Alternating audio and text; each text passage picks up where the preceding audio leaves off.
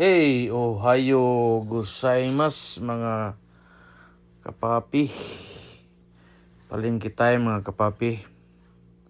Bili tayo mga kapapi ng para gawin natin ng kinilaw, shutokil, sugba, tuwa kilaw mga kapapi. Linggo ngayon mga kapapi, walang pasok ang iyong lingkod. Kaya punta muna tayo sa palengke. Kasama yung mga kasama ko.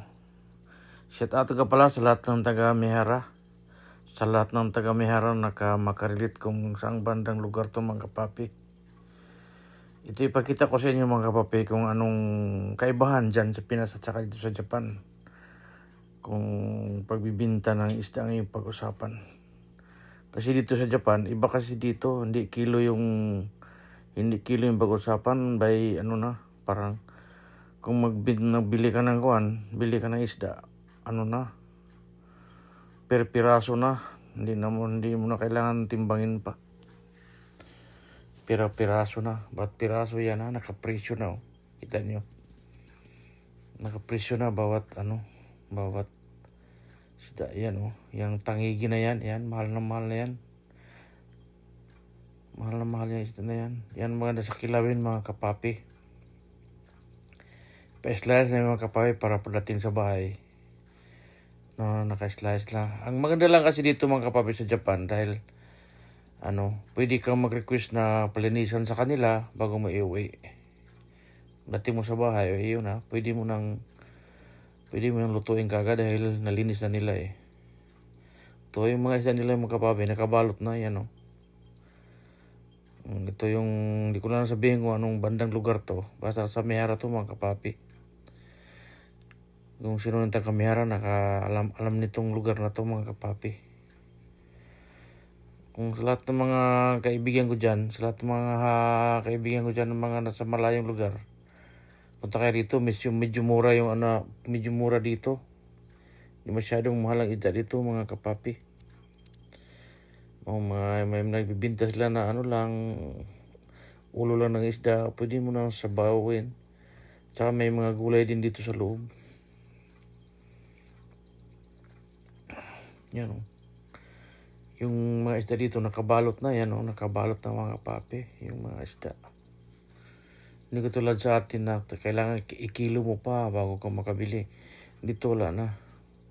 Nakabalot na, makita mo na kagad yung presyo nila kung magkano.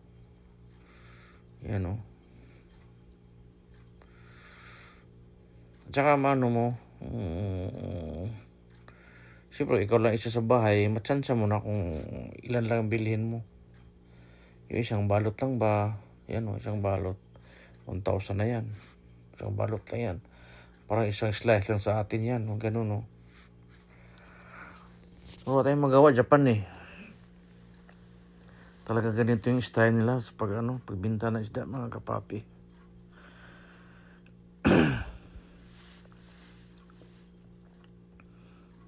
May mga gulay din dito sa loob. Naghanap kami ng mga rekado para sa kilawin ng mga kapapi. Diyan makikita mo sa loob lahat. Mga loya, mga kamatis, lahat na. Mga gulay pang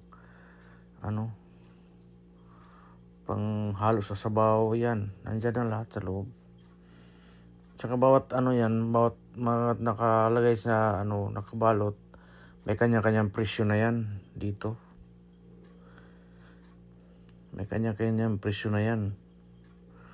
Kaya matsansa mo na kung magkano lang bilhin mo. Yan maraming isda. Yung mga maraming gulay pala. Yung mga limon. Yan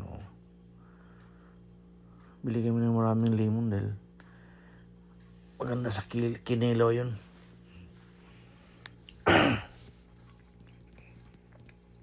Ito yung yung ilang tray nila, isang tray nila itlog yan mga presyo na yan mga kapapi. Mga tumodachi.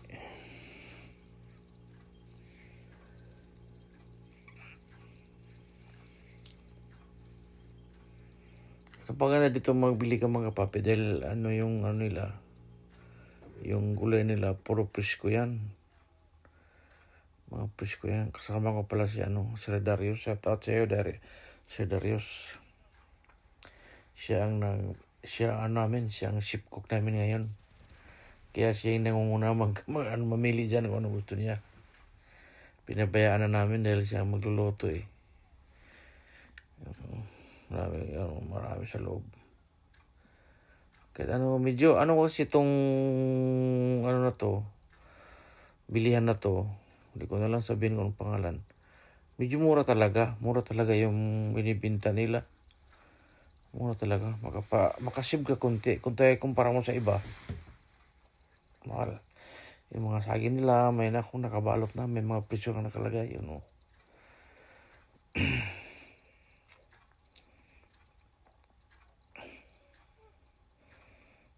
May itlog nila, nakabalot na lahat.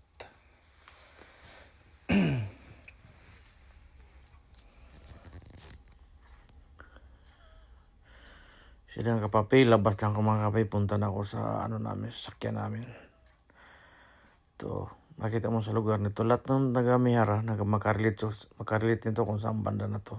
Shout out pala sa lahat ng mga kaibigan ko. Mga kakilala ko dyan sa Nusaka boys, Iwagi boys, shout out sa inyong lahat. Ingat sa trabaho mga kapapi, mga kaibigan, mga katumadatsi. Ingat kayo lahat.